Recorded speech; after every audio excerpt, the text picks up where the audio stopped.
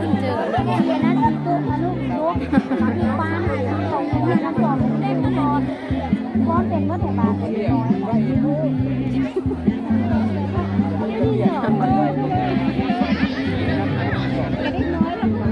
จับไปเอาไหนน้อยเนาะชวนอยู่น้ำพอนี่เหรอพอดมาเป็นผู้ใหญ่ผู้ใหม่ ห้องเดียวให้กินหมูห้องเดียว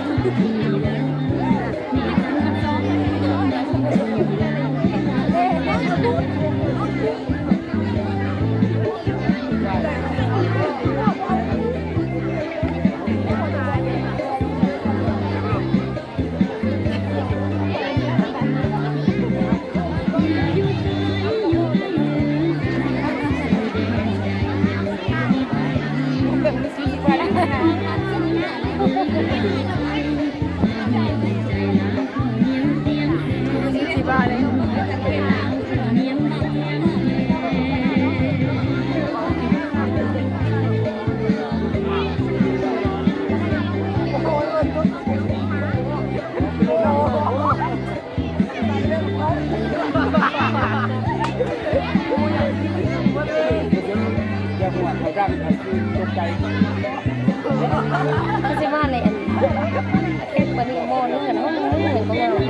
เราเอ็ดดื้อกันตามอย่างว่านะ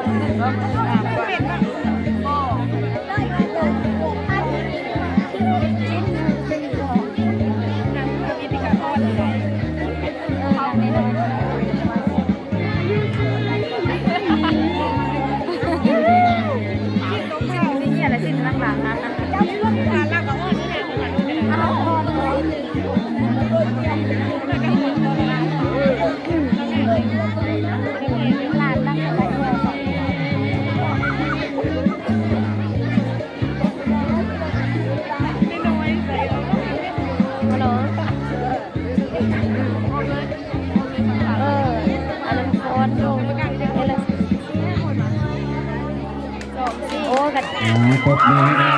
ปรบมือหน่อยนะก็ดีนะ